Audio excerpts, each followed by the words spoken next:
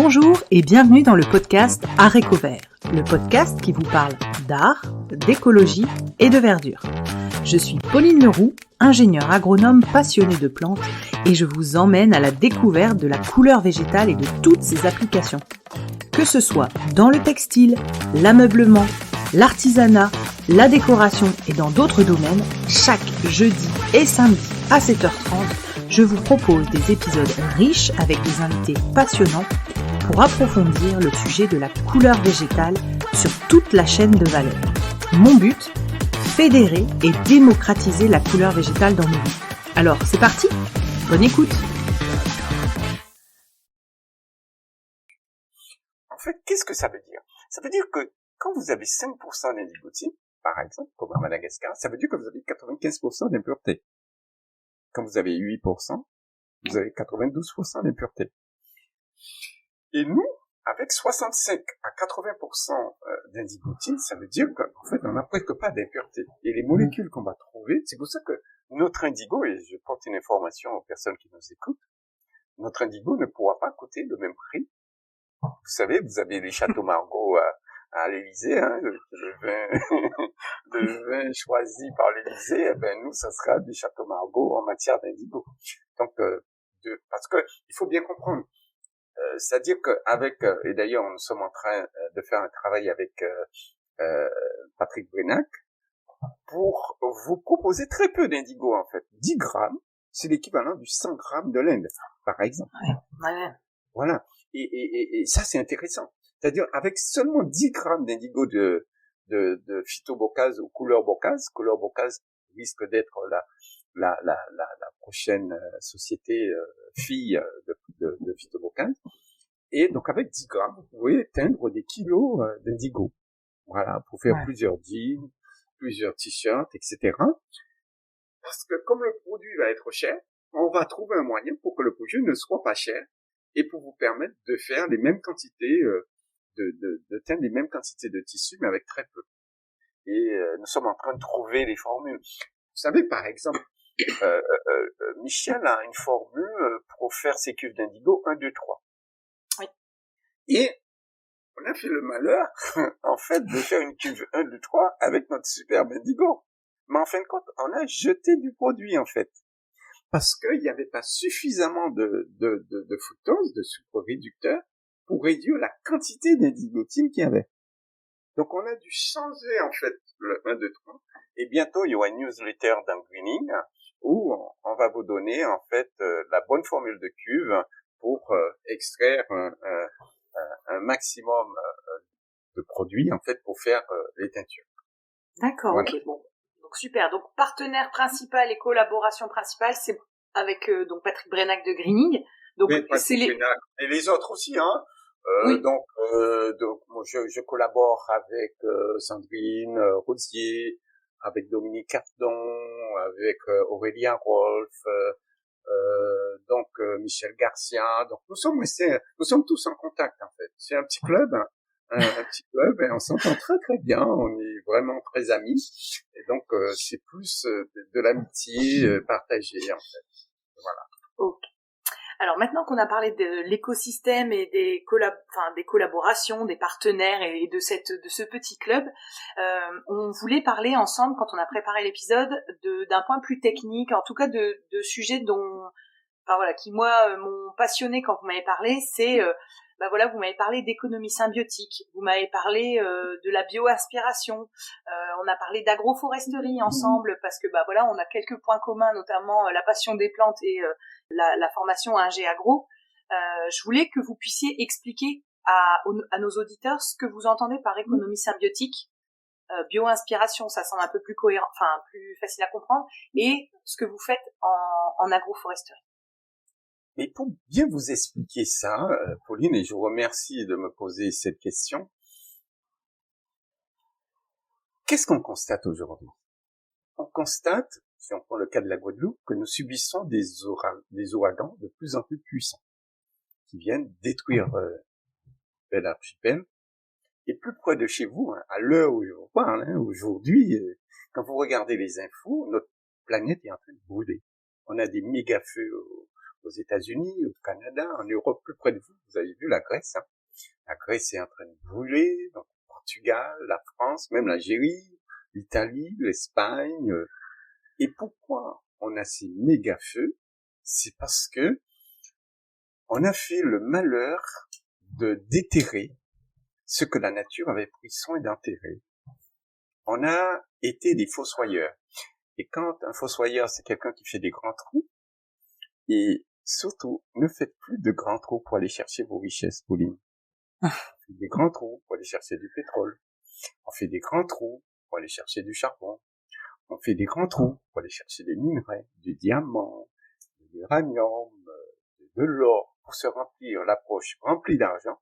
Mais on aura tous nos yeux pour pleurer. Parce qu'aujourd'hui, quand je vois la détresse de toutes ces personnes qui ont passé leur vie à construire une belle maison en Grèce ou ailleurs, et de voir ces personnes qui n'ont plus rien, à quoi ça sert d'avoir rempli sa poche avec beaucoup d'argent et que tous ces biens se brûlent de seul coup? Pourquoi? Parce que nous avons été déterrés du pétrole qui sont des hydrates de carbone, des hydrocarbures, et les hydrocarbures, donc ils ont du carbone, ils ont de l'hydrogène, ils ont de l'oxygène, et quand le carbone rencontre l'oxygène, ça donne du CO2. Le CO2, en fait, va capter les rayons du soleil, et ça va, la Terre est une serre, en fait, ça va chauffer, le gaz va chauffer cette serre, et dans cette serre, il y a de l'eau, et quand on chauffe cette eau-là, l'eau de mer, en fait, quand les courants d'air froid rencontrent les courants d'air chaud, eh ben, ça donne tous ces dérèglements climatiques qu'on observe aujourd'hui. Et pour ne prendre que le domaine de notre discussion, donc on parle de couleurs, il faut savoir que les colorants textiles industriels actuels proviennent de 5 matières premières fondamentales, que sont le benzène, le toluène, le xylène, le naphthalène, l'anthracène, et tous ces produits, non seulement sont toxiques, mais ils sont tous issus du pétrole. Et c'est pour ça que on a toute cette pollution en Inde, des industries textiles, etc., etc. Donc, là, je vous remercie beaucoup de cette discussion pour qu'on prenne conscience qui nous sommes. Nous sommes des hommes, et l'humanité se heurte aujourd'hui à la finitude de la Terre. La Terre est finie, en fait. La Guadeloupe, c'est 1800 km². C'est pas 1900, c'est pas 2000, 10 000. La Terre est finie. La France a une superficie déterminée. Et c'est pas extensible. Et pourtant, cette planète Terre, c'est notre unique demeure. D'accord? Et son intégrité, sa diversité et son bon fonctionnement sont vitaux pour l'humanité et l'ensemble des êtres vivants. Il faut qu'on soit conscient de ça. Je pense, sincèrement, que si nous voulons sauver l'espèce humaine et la biodiversité, la diversité de vie, et l'ensemble de notre biodiversité, donc si nous voulons la sauver, nous devons changer de paradigme politique. Nous devons sortir de cette économie dite extractive. Donc, ne soyons plus des fossoyeurs, ne faisons plus de grands trous. Je vous propose 3 phalanges de doigts, 3, 1, 2, 3. Et vous prenez ces 3 phalanges de doigts, vous mettez en terre, et vous mettez une petite graine dans cette profondeur, et vous allez, ça va vous donner des arbres de 10, 20 mètres de haut. Donc, ne faisons plus de grands trous pour chercher nos richesses. Il faut, en fait, qu'on aille chercher nos richesses dans une autre économie, qui est l'économie du vivant. Et cette économie du vivant, donc, a été bien décrite par son concepteur, qui est Isabelle Delannoy, que je salue, et donc qui est française, ingénieure agronome, et qui a écrit le concept de l'économie symbiotique, et que nous développons au sein de notre entreprise Bocaz. C'est une économie à la fois régénératrice et collaboratrice. Il faut savoir, par exemple, si on prend notre écosystème, de la Guadeloupe, donc on la gère. Je peux peut-être définir le mot économie. C'est vrai, le ministre de l'économie, il est venu, Bruno Le Maire, et je lui ai posé une question très simple. Je dis, monsieur le ministre, est-ce que vous connaissez l'étymologie grecque du ministère que vous dirigez? Comme j'ai vu qu'il hésitait un peu, je lui ai dit. il y avait beaucoup de journalistes. J'ai dit, monsieur le ministre, le mot économie vient du grec oikos, qui signifie maison, et nomos, qui signifie gérer, administrer. Donc, est-ce que vous savez que vous dirigez un ministère qui gère la maison? Mais de quelle maison parle-t-on? La maison Guadeloupe, la maison France, la maison Europe, la maison Terre. Et nous, quand on regarde la façon dont cette maison est gérée, regardez bien, hein. Je vois par exemple, il y a eu des pesticides qui ont été utilisés dans la banane. Et aujourd'hui, on peut plus boire l'eau venant en fait de nos montagnes. On peut plus pêcher des poissons là où le produit a été utilisé. En fin de compte, on a utilisé des cides. Et cides signifie tuer. Des insecticides comme le chlordécone, des herbicides comme le glyphosate. Et je vous rappelle que le glyphosate vient d'être prolongé pour encore 5 ans jusqu'en 2028 par l'Union européenne. Des fongicides comme les bandages aériens, le banol, etc., etc. Des homicides. Il y a la guerre en Ukraine, etc. Moi, nous avons compris quelque chose qui va peut-être vous étonner, et on ne réfléchit pas beaucoup. Nous sommes, Pauline, la seule planète du système solaire qui abrite la vie. C'est la Terre. Il n'y a pas de vie sur la Lune, Jupiter, Vénus, etc. Et quand je regarde l'argent qu'on dépense, on dépense des milliards d'euros ou de dollars pour tenter d'aller chercher des traces de vie supposées sous des exoplanètes qui sont à des années-lumière, sachant que la lumière se déplace à 300 000 km/s, on n'arrivera jamais sur ces exoplanètes, d'accord? Alors que, Pauline, la vie pilule à nos pieds, pilule partout. On va chercher à des années-lumière quelque chose qui pilule à nos pieds. Et nous, l'homme, on ne fait qu'une seule chose, on tue avec des guerres, avec des produits phytosanitaires, avec le réchauffement climatique, les conséquences d'incendies, d'ouragans, d'inondations. Nous, à Phytobocase, on propose une autre voie, avec d'ailleurs Isabelle Delannoy, celle de l'économie symbiotique, économie oikos nomos, nous gérons la maison, on va le faire en symbiose. Le symbiose vient du grec sum, qui veut dire avec, ensemble, et bios, qui veut dire vie. Donc, nous, on fait de l'économie symbiotique, on gère la maison avec la vie. Et cette économie symbiotique, en fait, répond à 4 grands principes. Et dans ces 4 grands principes, donc définis par Isabelle Delannoy, c'est épurer, j'épure, je mets plus de poison, donc je ne tue plus personne. Comme on ne tue plus personne, les mâles vont rencontrer les femelles, vont faire des petits, donc on va régénérer. Ils vont faire pipi, ils vont faire caca, donc ils vont fertiliser. Donc le sol sera fertile, et maintenant que le sol est fertile, on va pouvoir produire. Il faut savoir que toutes les productions de couleurs naturelles à Phytobocase respectent ces grands principes. Par exemple, je sais pas si c'est à vous ou à Dominique ou à Patrick, j'ai envoyé en fait des images de nos productions d'oléagineux. On produit des huiles de galba et des huiles de moringa. Et entre chaque rangée de plantes, qu'est-ce qu'on a planté? On a planté des indigotiers. Pourquoi on a planté des indigotiers? Parce que l'indigotier Indigofera sulficosa est une plante appartenant à la famille des légumineuses.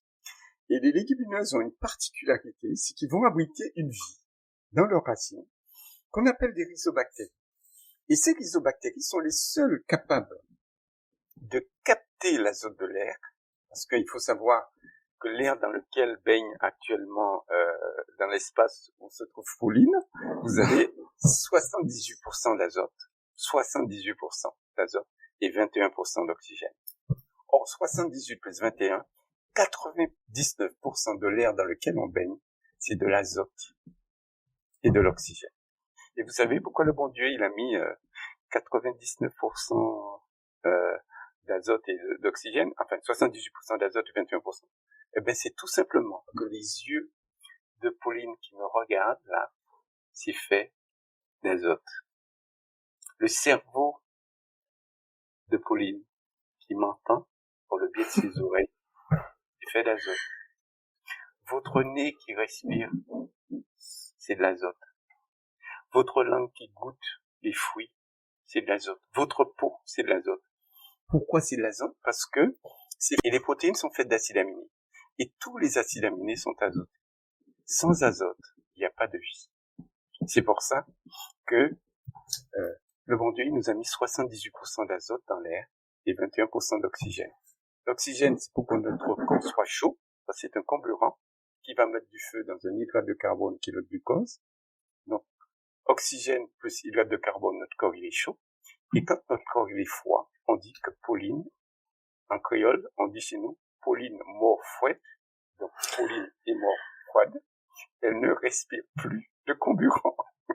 Donc, vous voyez comment, en fait, cet indigotier, qui est une légumineuse, va capter l'azote de l'air, d'accord, va l'accumuler dans des nodosités, et dans ces nodosités, bien d'autres formes de vie, qu'on appelle des champignons, qui sont dans le sol, qui vont émettre ce qu'on appelle des filaments mycéliens, et ces filaments mycéliens, comme les réseaux du cœur, vont distribuer de la nourriture aux autres plantes. Donc, vous voyez comment nous, on travaille rien qu'avec la vie, et à côté des bactéries et des champignons, d'autres formes de vie vont venir, parce qu'il y a de la nourriture, parce qu'il y a de l'azote, parce qu'il y a de la chair, parce qu'il y a des protéines, etc. Et ils viendront se nourrir. Nous avons par exemple des oiseaux, qu'on appelle des merles chez nous, et ces merles, en fait, vont bouffer les chenilles qui bouffent mes feuilles d'indigo. Parce que si toutes les feuilles sont bouffées par les chenilles, Joseph, il n'aura pas de feuilles pour faire de l'indigo. Donc, moi, je fais des élevages donc de merles, parce qu'il y a de quoi bouffer. Ensuite, j'ai des araignées qui vont manger les papillons et les œufs de ces papillons, donc qui vont pas se transformer en chenilles. Donc j'ai des abeilles sauvages qui sont vraiment endémiques de Guadeloupe. Par exemple, il faut savoir que l'indigotier de Guadeloupe est pollinisé par une abeille qu'on trouve qu'en Guadeloupe. C'est-à-dire que vous n'avez pas dans les îles à côté. On trouve comme un qui s'appelle Exomalopsis barchi et qui pollinise de façon spécifique l'indigo. Et s'il n'y a pas cette petite abeille, j'ai pas de graines, parce que la graine, c'est le résultat de la pollinisation d'une fleur. Et grâce à ces graines, j'aurai les semis pour l'année d'après. Et grâce à cette petite abeille. Et il faut savoir que les autres arbres sont pollinisés par d'autres abeilles qui sont endémiques aussi, par exemple comme les ilocopins, en fait, qui vont polliniser mon moringa pour me donner des graines de moringa avec lesquelles je vais faire des huiles. Et donc, j'ai des abeilles domestiques qui vont polliniser mes fleurs de galba pour me donner du miel, mais aussi, ils vont me donner aussi des fruits de galba. Et devinez, qu'est-ce qui récolte mes fruits de galba? Eh bien, ce sont des chauves-souris. Ils le font le soir en mangeant le péricarpe de fruits. Et moi, je viens le matin récupérer les noix. Je vais casser les noix et ensuite faire mon huile de galba. En fait, c'est ce que nous appelons l'économie symbiotique. L'économie, donc, faite à partir du vivant, où, en fait, c'est le vivant qui travaille pour nous. Et on en est très fiers de pouvoir aujourd'hui faire des couleurs naturelles entièrement à travers la vie. Wow. Ouais, c'est du bon sens et du respect de la nature. Alors, vous aviez parlé aussi de bio-inspiration. C'est en fait notre seule source d'exemple qu'il faudrait utiliser, c'est s'inspirer de ça. Est-ce que vous pouvez expliquer aux auditeurs ce que vous entendez par bio-inspiration? En fait, la bio-inspiration, c'est tout simple. C'est copier sur la nature. En fait, moi, je vais au sommet des forêts, des fois tout seul, sur forêt de la Soufrière ou aux forêts, en fait, du Parc national de Guadeloupe. Il faut savoir que je suis au conseil scientifique du Parc national de Guadeloupe. Et le Parc national de Guadeloupe est dans le top 10 des forêts les mieux gérées de la planète. Vous vous rendez compte? Top 10. D'après l'IUCN, Union internationale de conservation de la nature. Donc, je suis conscient de ça. Et qu'est-ce que je constate? Le top 10 des forêts les mieux gérées de la planète, il n'y a aucun homme dedans. Il n'y a pas un seul homme. Voilà. Donc, il n'y a pas de pesticides, il n'y a pas d'herbicides, il n'y a pas d'engrais chimiques. Et c'est dans le top 10 des forêts les mieux gérées avec des arbres ayant des troncs énormes, etc. Donc, je vais au sommet de cette forêt. Je dis, forêt, comment tu fais pour être aussi jolie? Explique-moi. Vous avez aimé? Suite et fin au prochain épisode. Je vous invite à me rejoindre sur ma page Instagram Arécovert, ARTECOVERT, pour y découvrir le nom des prochains invités.